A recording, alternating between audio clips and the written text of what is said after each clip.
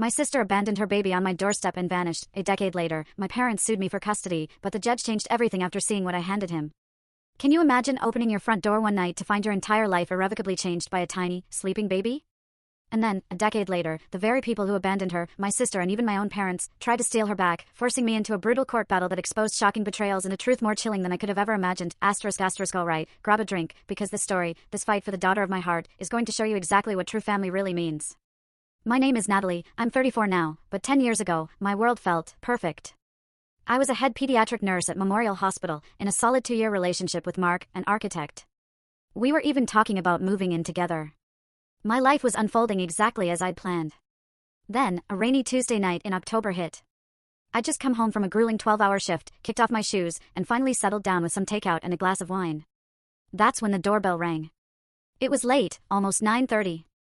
I almost ignored it, thinking it was a wrong number or a missed delivery. But it rang again, more insistently this time.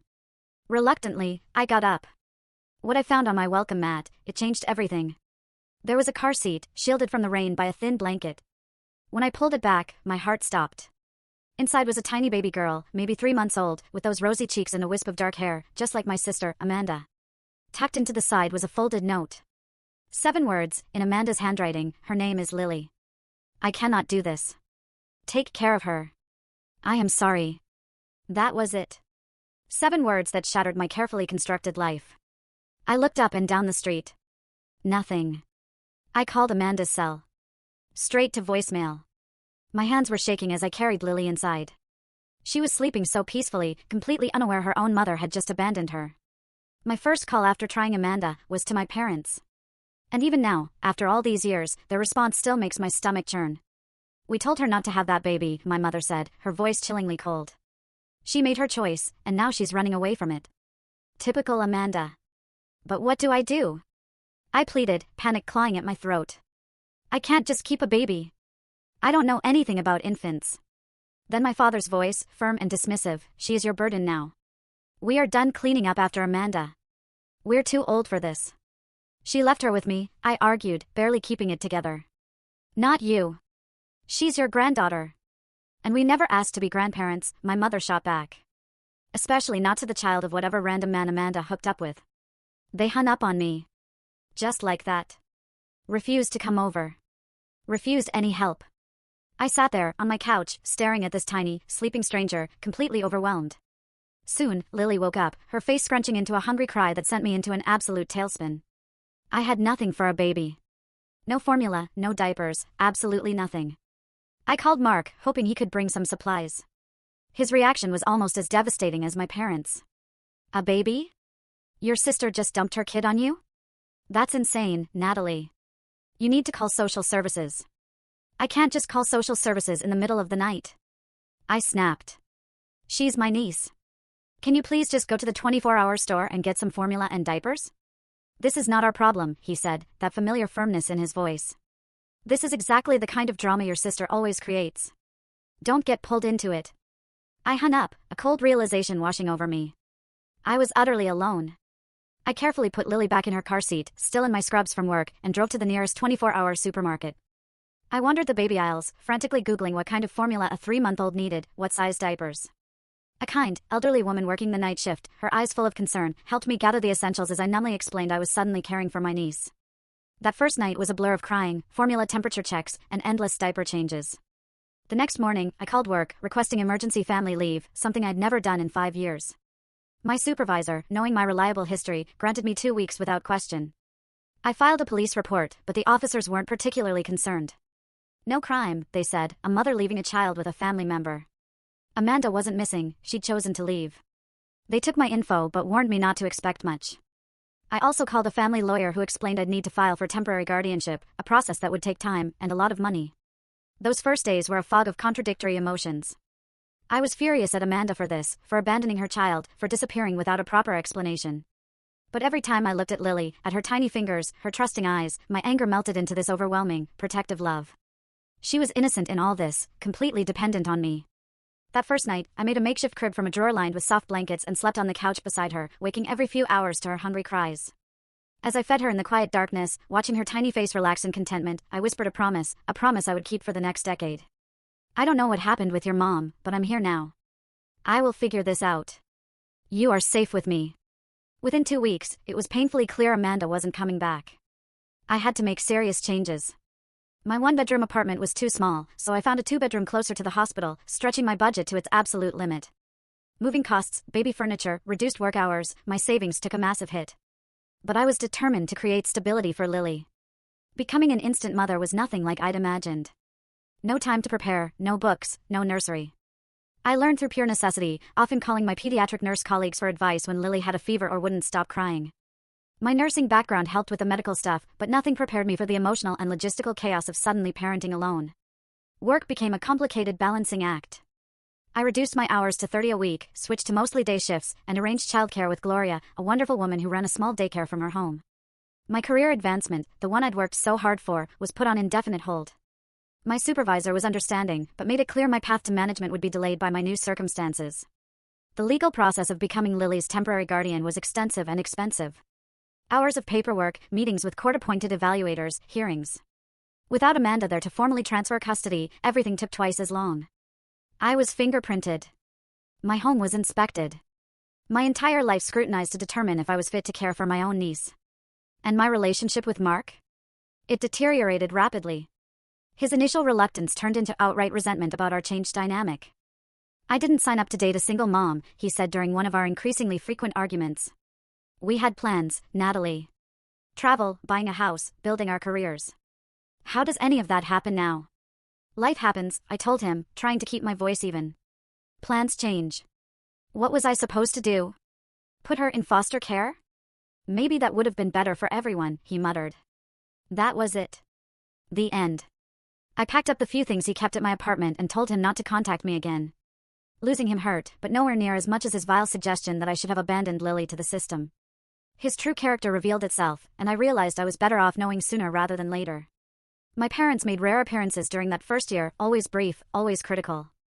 My mother would eye my apartment with thinly veiled disapproval, comment on how tired I looked or how cluttered the space was. She'd hold Lily awkwardly, as if she might break, never offering to change a diaper or give her a bottle. You're letting her cry too much, she'd say.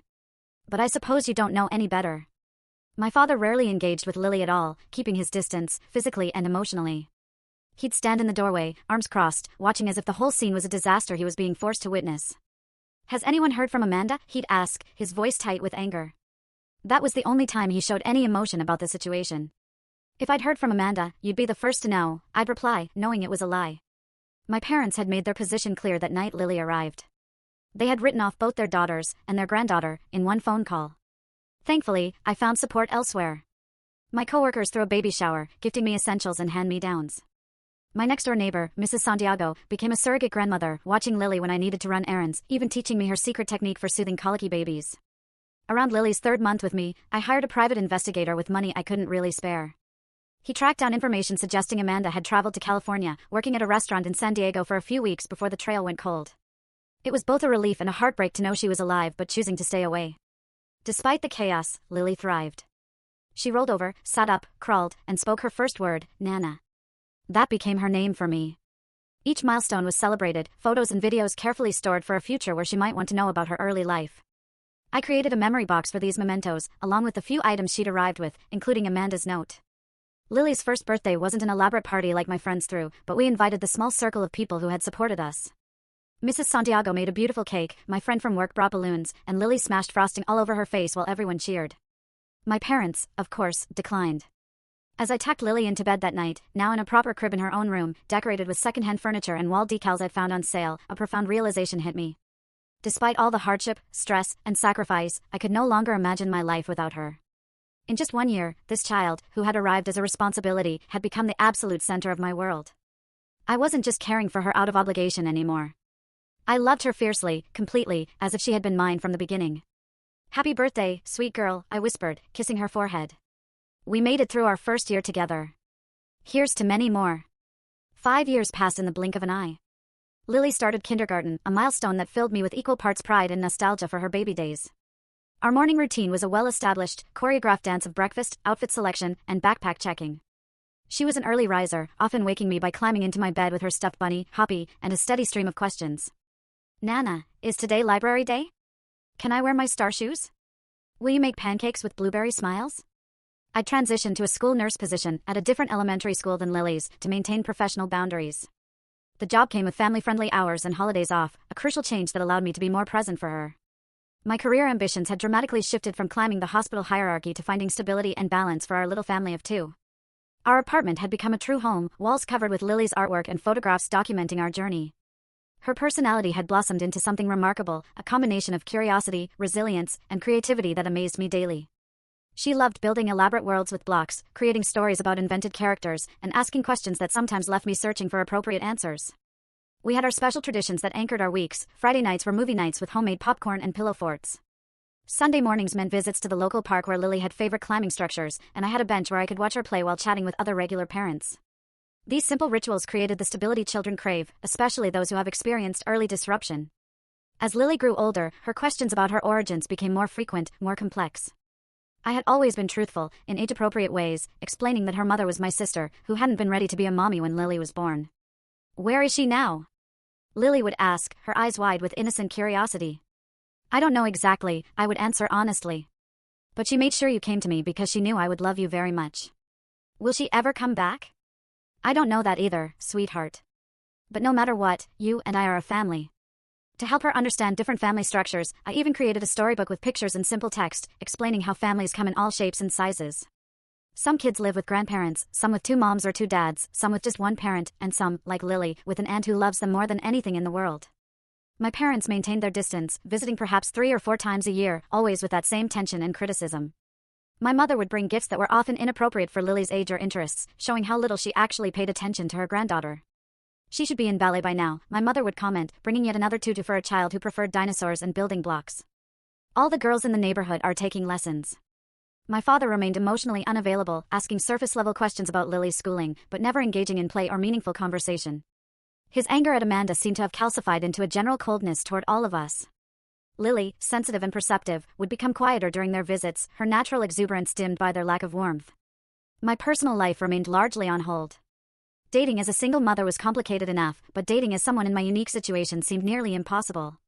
The few men I met who seemed promising would inevitably pull back when they understood the full picture of my commitment to Lily. I chose to focus on her needs rather than pursue relationships that might bring more instability into our lives. Our support network continued to grow. I joined a single parents group, finding solidarity and friendship. Lily formed close bonds with the children of my friends from work, creating a chosen family that celebrated holidays and milestones with us. Financial stability remained a constant struggle. I took on a second job doing telehealth nursing consultations 2 evenings a week after Lily was asleep, specifically to build a college fund for her future. It meant less sleep for me, and careful budgeting, but the growing savings account gave me peace of mind that I could provide long-term security. After years of careful saving, we took our first real vacation when Lily was 6, a trip to Disney World that she still talked about years later. Watching her face light up as she met her favorite characters made every extra shift and budgetary sacrifice worthwhile.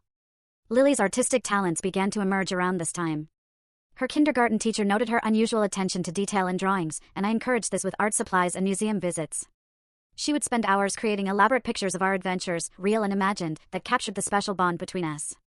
As I approached the 5-year anniversary of Lily's arrival, I found myself reflecting on how completely my existence had transformed.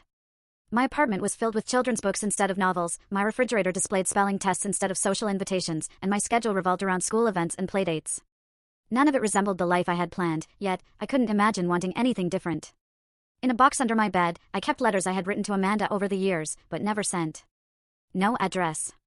They documented Lily's milestones, her funny sayings, her growing personality, things a mother might want to know.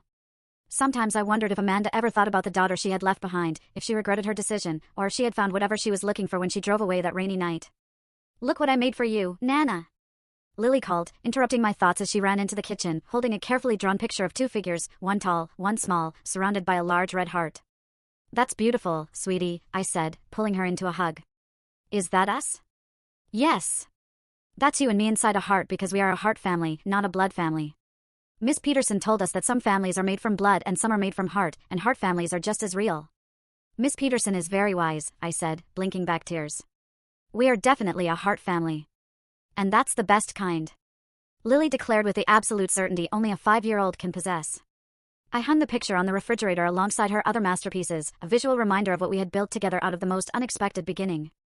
For more years passed in a comfortable rhythm of school years, summer breaks, holidays, and the everyday moments that form the foundation of a family life. Lily was 9, thriving in 4th grade with good friends and a passion for both art and science that kept her curious mind engaged. She had grown into a thoughtful, resilient child with my sister's artistic talent, but a steadiness of character that was entirely her own. Then the phone call came. It was an ordinary Tuesday evening. I was helping Lily with her science project about the solar system. An unknown number flashed on my screen. I almost ignored it, assuming telemarketer. But some instinct made me answer. "Hello, Natalie." The voice was hesitant, familiar, yet so strange after so many years. "It's Amanda." My hand tightened on the phone as I quickly stepped into my bedroom, away from Lily's curious eyes. "Amanda? Where are you? Are you okay?" "I'm fine. I'm actually in town. I was hoping we could meet." Her voice sounded steadier than I remembered, more mature. We arranged to meet at a cafe the next day while Lily was at school. I spent the night alternating between anxiety, anger, and a strange sense of relief that she was alive and well. I told Lily I had a doctor's appointment, hating the small lie, but knowing I needed to understand Amanda's situation before involving her daughter. The woman who walked into the cafe was almost unrecognizable from the troubled sister I remembered. Amanda was 32 now, her hair styled in a sophisticated bob, not the wild curls of her youth. She wore a tailored blazer and carried an expensive-looking handbag. She looked healthy, put together, worlds away from the overwhelmed young mother who had left her baby on my doorstep a decade ago. "You look good," she said as she sat down across from me. "Really good." "You too," I replied, studying her face for traces of the sister I had once been close to. "You seem well." "I am," she said, twisting her hands nervously despite her composed appearance. "I've been sober for 7 years now. I completed rehabilitation, got my degree in graphic design, and I'm married to a wonderful man named Thomas." She proceeded to tell me a story of recovery and redemption. After leaving Lily with me, she had spiraled further into drug addiction, living on the streets of San Diego for a time before hitting rock bottom and checking herself into rehab.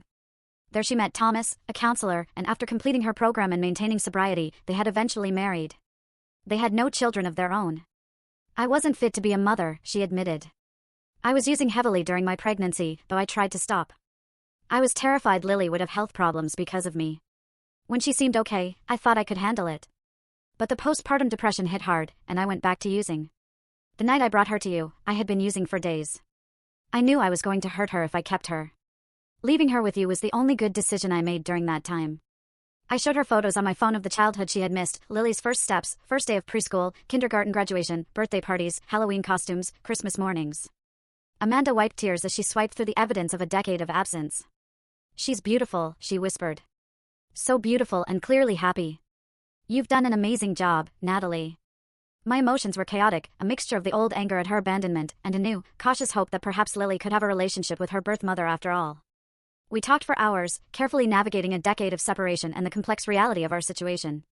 "I would like to meet her," Amanda said finally. "If you think that would be okay."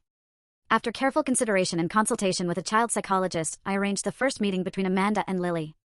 I prepared Lily by explaining that my sister, her birth mother, had been very sick when Lily was a baby, but was better now and wanted to meet her. I emphasized that nothing would change about our life together, but that Amanda might become a part of our extended family, like an aunt. The meeting took place at a neutral location, a children's museum, where Lily could feel comfortable and engaged if the interaction became overwhelming. Lily was uncharacteristically shy, clinging to my hand as Amanda approached with a nervous smile. "Hello, Lily," Amanda said softly. "I've been looking forward to meeting you for a long time." "Hi," Lily replied, half hiding behind me. "Nana says you're her sister." "That's right. And I'm also your birth mother, which means you grew in my tummy before you were born." Lily nodded solemnly. "But Nana is my real mom," Lily said, looking up at Amanda with those direct, honest eyes. "Because she takes care of me and loves me and helps me with homework and makes me soup when I'm sick." Amanda's eyes filled with tears, but she smiled bravely. "That's absolutely right. You are very lucky to have such a wonderful mom." Over the following months, Amanda became a cautious presence in our lives. We established a routine of supervised visits, gradually increasing the time as Lily became more comfortable. Amanda was respectful of boundaries, never pushing for more than I was comfortable with, always deferring to my parenting decisions. She brought thoughtful gifts that showed she was paying attention to Lily's interests and development. Then, after about 6 months of this careful dance, Amanda dropped a bombshell. She and Thomas were moving permanently to our city. She'd accepted a job at a local design firm, and they had purchased a house just 20 minutes from our apartment. "We want to be closer to Lily," she explained over coffee. "To be a regular part of her life." Warning bells rang in my head, but I pushed aside my concerns. This could be positive for Lily, I reasoned, having her birth mother in her life in a healthy way. I invited Amanda and Thomas for dinner, wanting to get to know the man who would be around my niece. The dinner went well, on the surface. Thomas was charming and engaging, asking Lily about school and complimenting my cooking. Yet, something felt off about his two perfect responses, and the way he watched Amanda carefully as she spoke, as if monitoring her. The other shoe dropped during dessert. We've been thinking, Amanda said, glancing at Thomas for encouragement, that now that we're settled and financially stable, I would like to be Lily's mother again. Legally, I mean. My fork clattered against my plate. What exactly are you saying? We think it would be best for Lily to live with us, Thomas interjected smoothly. Of course, you would have liberal visitation. You've done an amazing job raising her, Natalie. And no one can take that away from you. But a child belongs with her mother when possible. I am her mother, I said, my voice low to avoid alerting Lily, who was showing Thomas her art supplies in the living room. I have been her mother for 10 years while you were nowhere to be found. Biologically, I am her mother, Amanda countered. And I'm in a much better position now to provide for her. You're in a tiny apartment, working 2 jobs. We have a house with a yard and a top school district. Thomas makes 6 figures. She could have her own room, a college fund, vacations, everything children should have. She already has everything she needs, I said, struggling to keep my voice steady, including stability and security with the only parent she has ever known. The conversation ended uneasily, with promises to discuss it further. After they left, I sat in stunned silence, processing the threat to everything I had built with Lily. I had naively believed Amanda wanted to be a supportive presence in Lily's life, not to replace me entirely. The situation deteriorated further when my parents unexpectedly contacted me, something they rarely did. They requested Sunday dinner at their house, including Lily. When we arrived, Amanda and Thomas were already there, looking entirely comfortable in my childhood home. Your sister has told us everything, my father said after an uncomfortable meal where my mother fussed over Amanda as if she was the prodigal daughter returned in glory. About her recovery, her marriage, her desire to be a proper mother to Lily. She's turned her life around, my mother added. We're so proud of her. You've been in contact with her? For how long? I asked, pieces suddenly falling into place. My parents exchanged glances. We reconnected about 3 years ago, my father admitted. Amanda reached out when she completed her rehabilitation program. 3 years? I repeated numbly. You've known where she was for 3 years and never told me? She asked us not to, my mother said defensively. She wanted to get herself together first. And now that she has, my father continued, we think it makes sense for Lily to be with her real mother. Amanda and Thomas can provide a traditional family environment with 2 parents. You've done your part, Natalie, but it's time to do what's best for Lily. Blood is blood, my mother added. She deserves to be with her actual mother. The betrayal cut deep. Not only had Amanda returned with the intention of taking Lily from me, but my parents had apparently been supporting this plan, maintaining contact with Amanda for years while continuing their cold, critical visits to us. We're leaving, I said, standing abruptly and reaching for Lily's hand. Lily, put on your coat, please. But we haven't had dessert. Lily protested, confused by the tension she clearly sensed. We'll get ice cream on the way home, I promised, helping her with her coat while avoiding eye contact with my family. As we drove home, Lily was uncharacteristically quiet, staring out the window. Nana, she finally said in a small voice. Grandma said I might go live with Aunt Amanda and Uncle Thomas. Is that true? My heart broke at the anxiety in her voice. No, sweetie. You live with me. That is your home. But she said Aunt Amanda is my real mom, and I should be with her. I pulled the car over, unbuckled my seatbelt, and turned to face her fully. Listen to me, Lily. You and I are a family. We have been since the day you came to me. Nothing is going to change that. I promise you. Her bottom lip trembled. Cross your heart? Cross my heart, I said firmly, making the gesture that had sealed all our important promises since she was tiny. No one is going to take you away from me. That night, after Lily finally fell asleep, I found her in the throes of a nightmare, calling out, no, no, don't take me, in her sleep. As I held her, soothing her back to peaceful slumber, a cold determination settled in my chest. I would fight with everything I had to keep my promise to her. The certified letter arrived 3 weeks later, its formal language disguising the bomb it contained. Amanda was petitioning for restoration of her parental rights and custody of Lily. The family court date was set for 30 days later. Each legal term felt like a physical blow: biological parent, termination of guardianship, best interests of the minor child, home study, psychological evaluation. The words swam before my eyes as I realized that the life we had built together could potentially be dismantled by a judge who knew nothing about our bond, our daily rhythms, our love. I emptied my savings account and took out a loan to pay the retainer for Julia Hernandez, an attorney specializing in family law. Her office was warm but professional, with children's books and toys in the corner, suggesting she understood the human stakes of her work. "I won't sugarcoat this," Julia said after reviewing my case. "Biological parents have strong rights in our legal system, even ones who have been absent. However, the length of time you have been Lily's caregiver and the circumstances of the abandonment work in your favor. 10 years is practically Lily's entire life, and judges are reluctant to disrupt a child's stable environment without compelling reasons. We developed a strategy focusing on documenting the reality of our life together. I gathered school records showing my consistent attendance at parent-teacher conferences and involvement in Lily's education. I collected medical records demonstrating my attentive care through childhood illnesses and regular checkups. I requested letters from Lily's teachers, our neighbors, and friends who could attest to the loving home we had created. When the initial legal documents from Amanda's attorney arrived, I discovered something that sent me reeling. My parents had provided affidavits supporting Amanda's petition, making claims that stunned me with their dishonesty. According to my mother's statement, I had manipulated the temporary situation to alienate Lily from her biological mother and extended family. My father claimed I had refused numerous requests for family visitation and deliberately kept Lily separate from family traditions and gatherings. Both portrayed Amanda as a young mother who had made a mistake and deserved a second chance with her daughter. This is completely false, I told Julia, my hands shaking as I set down the papers. They visited only when it suited them, showed minimal interest in Lily, and were critical of me at every turn. They knew where Amanda was for years and never told me. Now they're painting me as some kind of villain who stole her child? Family custody battles often bring out the worst in people, Julia said gently. The good news is that these statements can be refuted. We can document the actual frequency of their visits and communication. Do you have text messages, emails, or other records of your interactions with your parents over the years? I did. I had saved emails and texts out of a habit born from dealing with their unpredictable behavior, documenting cancelled visits and critical comments. I had never imagined they would be evidence in a custody battle. The stress began to affect Lily. She started having trouble sleeping, became clingy before school, and her normally excellent grades began to slip. Her teacher called to report that Lily had burst into tears during class when another child talked about moving to a new house. I arranged for her to see a child psychologist specializing in family transitions, trying to help her process her fears while shielding her from the worst of the legal battle. Lily exhibits significant anxiety about potential separation from her primary caregiver, the psychologist reported. She associates her birth mother and that side of the family with insecurity and fear of abandonment.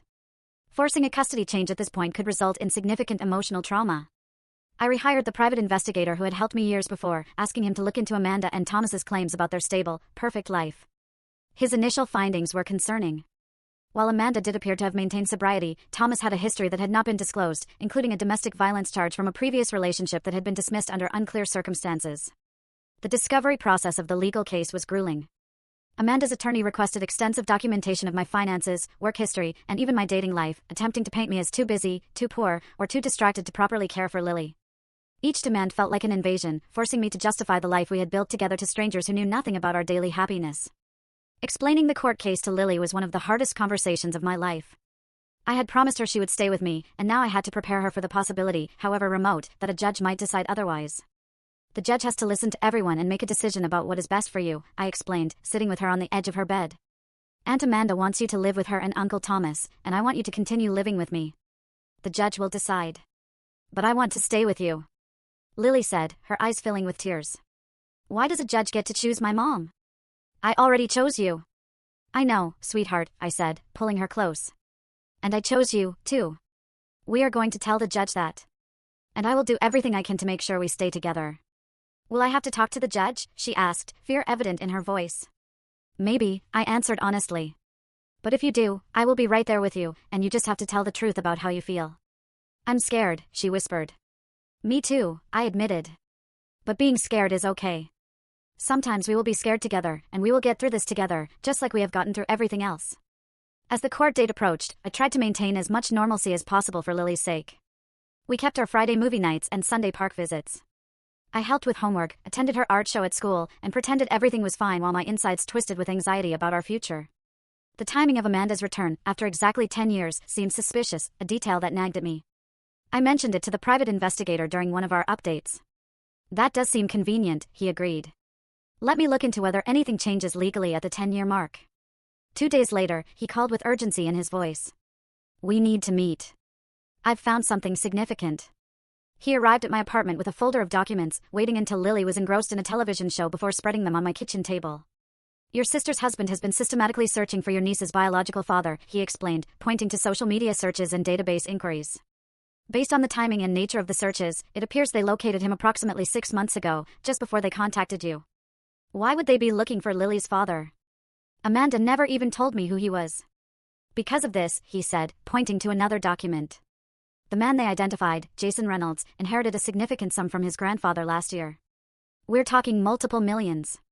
If Amanda regains custody of Lily and establishes paternity, she could potentially claim substantial child support retroactively, plus secure future financial benefits for Lily that they would control as her guardians.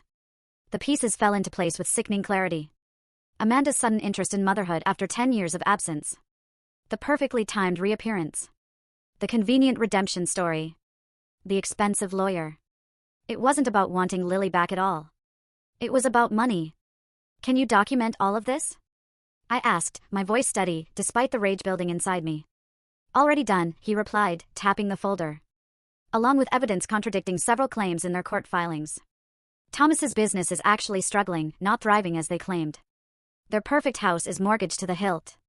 And most importantly, I have documented evidence of your parents' knowledge of Amanda's whereabouts for years, directly contradicting their sworn statements.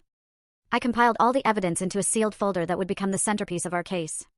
When Julia reviewed it, her professional demeanor cracked slightly. This changes everything, she said. The judge needs to see this. The county courthouse was an imposing building of stone and glass, its formal atmosphere immediately intimidating. I wore my most professional outfit, a navy blue suit I had purchased specifically for this day, wanting to project stability and competence. Lily was staying with her art teacher, a kind woman who had volunteered to keep her occupied during the proceedings to spare her the tension of the courtroom. Amanda and Thomas sat at the table across the aisle, both immaculately dressed, Amanda in a conservative floral dress that suggested maternal warmth, Thomas in a tailored suit that spoke of financial success. My parents sat directly behind them, my mother clutching her purse nervously, my father staring straight ahead with that jaw-set expression I had known since childhood that meant his mind was made up. Judge Haruman, a woman in her 60s with silver hair and reading glasses perched on her nose, called the court to order. She explained that this was a hearing to determine custody of Lily Morgan, now 10 years old, and outlined the factors she would consider. The court's primary concern is the best interest of the child, she stated firmly. We will hear testimony from all parties involved and review the evidence presented. I expect complete honesty and respect for these proceedings. Amanda testified first, telling a compelling story of youthful mistakes, hard-won sobriety, and maternal longing. She described her marriage to Thomas as loving and stable, their home as spacious and child-friendly, their finances more than adequate to provide Lily with advantages I could never offer. She wept at appropriate moments, describing her regret at missing years of Lily's life and her desire to make up for lost time. I made a terrible mistake when I was young and addicted, she said, dabbing at her eyes with a tissue. But I have worked so hard to become someone worthy of being Lily's mother. I want to give her the life she deserves, with a mother and father who can provide everything she needs. Thomas followed with equally polished testimony, describing their 4-bedroom house with a backyard perfect for a child, the excellent school district they had specifically chosen with Lily in mind, and his financial ability to ensure she would never want for anything. He spoke of college funds already established, family vacations planned, and his desire to be the father figure Lily had lacked. We can offer Lily stability, a traditional family environment, and opportunities that simply are not possible in her current situation, he said confidently. While we respect what Natalie has done, we believe Lily belongs with her mother and in our home.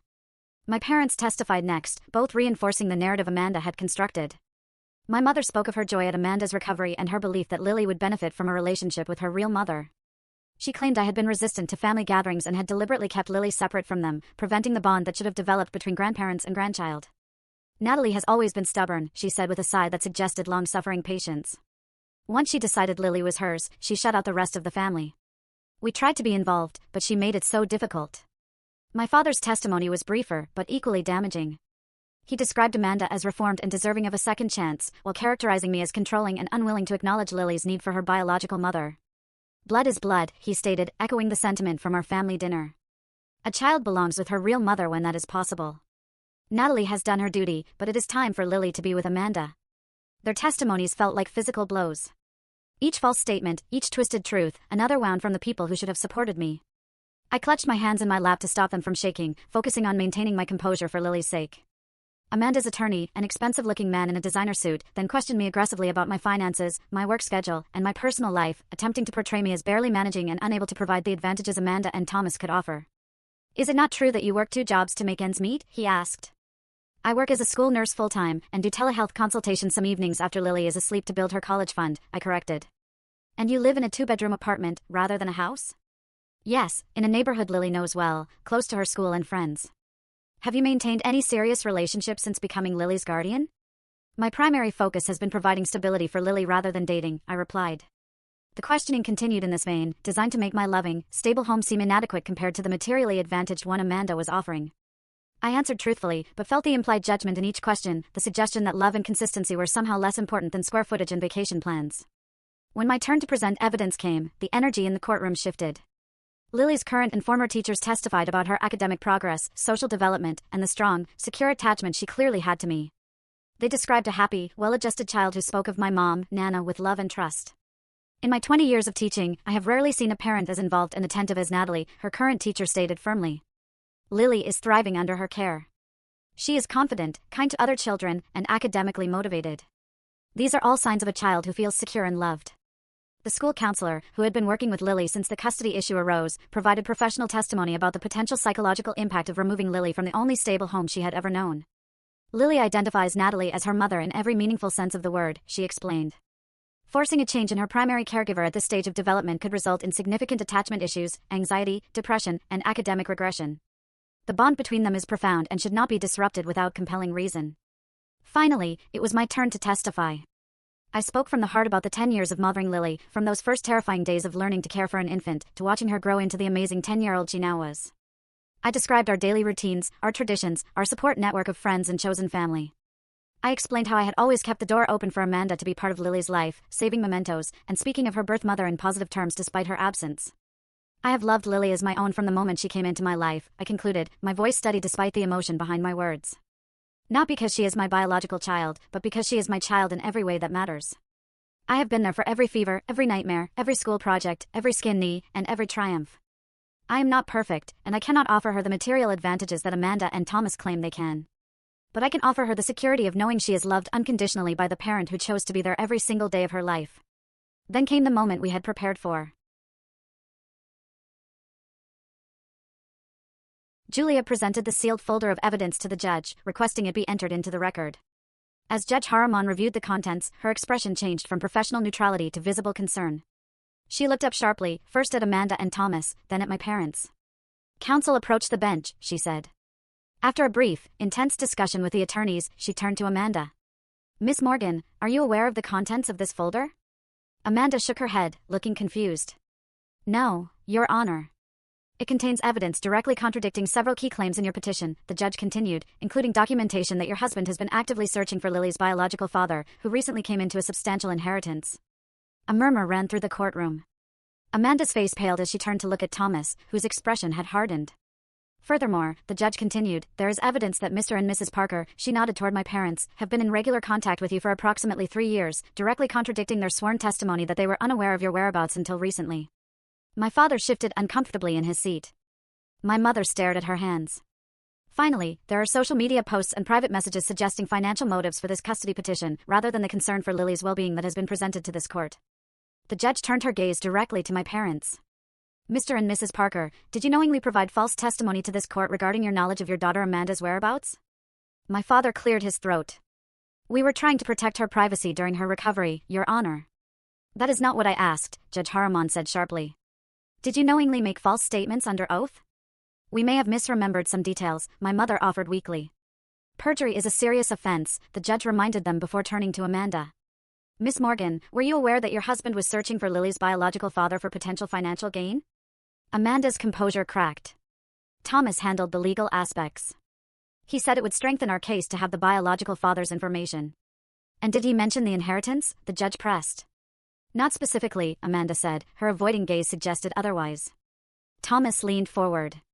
Your Honor, if I may explain, Mr. Richards, Judge Haramon advised, I suggest you confer with your attorney before speaking further. The evidence suggests potential legal issues beyond the scope of this custody hearing. The courtroom atmosphere had transformed completely. What had begun as Amanda's carefully orchestrated performance had unraveled into exposed lies and questionable motives. Judge Haramon called a brief recess to review the evidence more thoroughly, leaving both parties to sit in tense silence. When court resumed, the judge's expression was grave. Having reviewed the evidence and testimony presented today, I find several disturbing elements in the petitioner's case. What appears on the surface to be a mother seeking to reunite with her child seems, upon closer examination, to be motivated at least in part by financial considerations related to the biological father's recent inheritance. She continued, addressing Amanda directly. Miss Morgan, while I believe you may have genuine feelings for your daughter, the timing and circumstances of your petition raise significant concerns about your motivations and judgment. The evidence suggests you have misrepresented several key facts to this court. Turning to me, her expression softened slightly. Miss Parker, the evidence clearly shows you have provided a loving, stable home for Lily throughout her life. The testimony of educational professionals and the documentation of your consistent care are compelling evidence of your commitment to her well-being.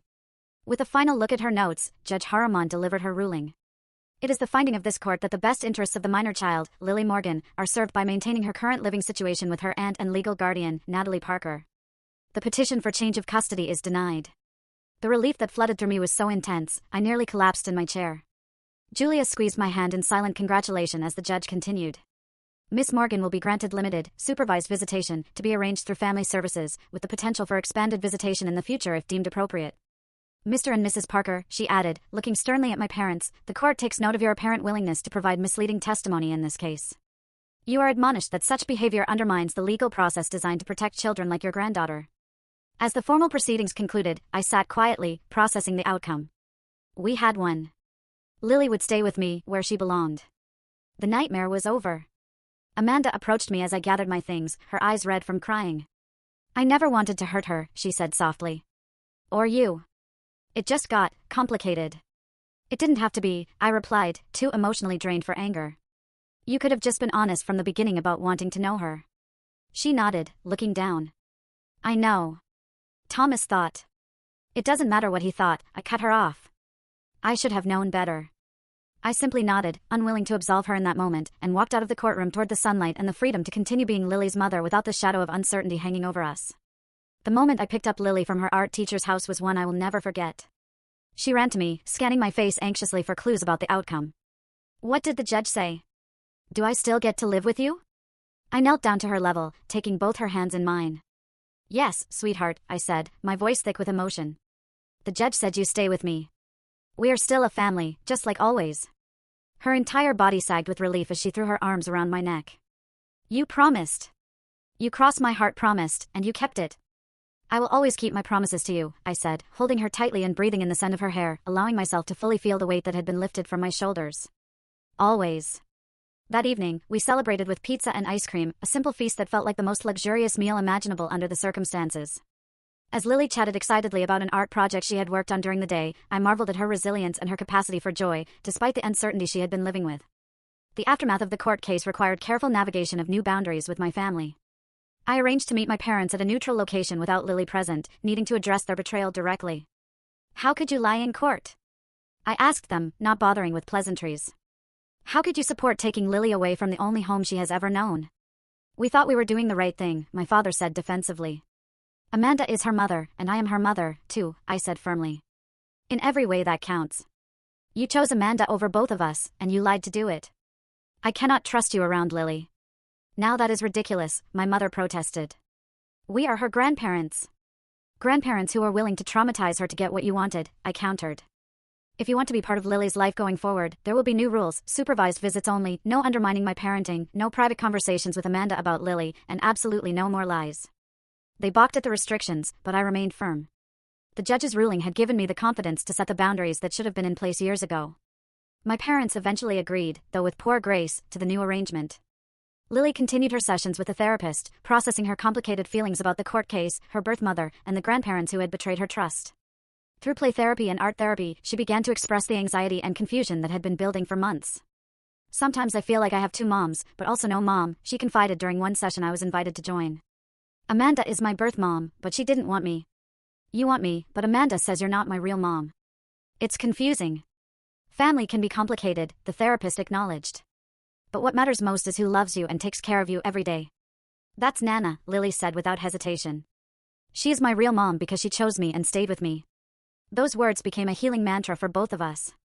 We began creating new traditions with the people who had stood by us through the ordeal, our chosen family of friends, neighbors, and colleagues who had testified to our bond and supported us through the legal battle. The supervised visitation with Amanda began cautiously. Thomas stopped attending after the first few sessions, his interest in Lily apparently diminishing once the financial motivation was removed. Amanda, however, continued to show up, gradually establishing a relationship with Lily that was more appropriate to their actual connection. She became something of an aunt figure, interested in caring, but not attempting to replace me as Lily's primary parent. Several months after the court case, Amanda asked to meet with me privately. Over coffee at the same cafe where we had reconnected a year earlier, she finally offered the apology I hadn't realized I was waiting for. "I was wrong," she said simply. "Not just about the custody case, but about everything. You are a better mother to Lily than I could ever have been, even if I had been healthy from the beginning. You have something special, something real. I thought biology trumped everything, but watching you together these past months has shown me what true parenting looks like." "Thank you for saying that," I replied, surprised at how much her acknowledgement meant to me. "I want you to know I have ended things with Thomas," she continued. "After everything came out in court about his motives, I couldn't trust him anymore. I'm focusing on my sobriety and my career, and on building a healthy relationship with Lily as her birth mother, not trying to replace you." This shift in Amanda's perspective allowed us to gradually establish a more cooperative relationship for Lily's benefit.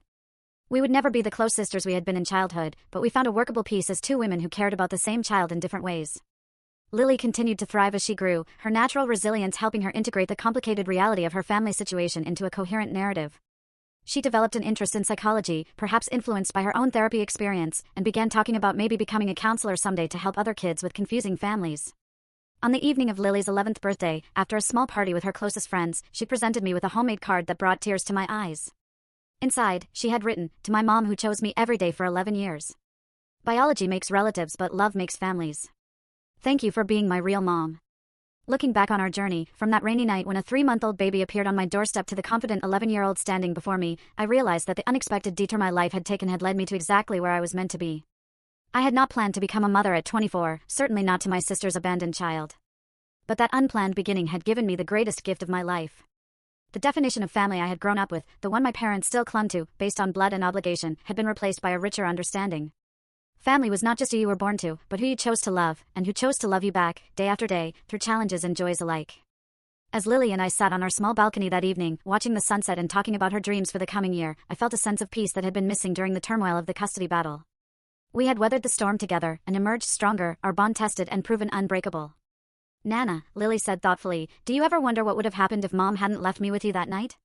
"Sometimes," I admitted, "but then I think about all we would have missed, and I'm grateful things happened exactly as they did." She nodded, leaning her head against my shoulder. "Me too. What about your experience? Have you ever had someone in your life who became family through love and choice, rather than biology? Let me know in the comments. Thanks for listening. Take care.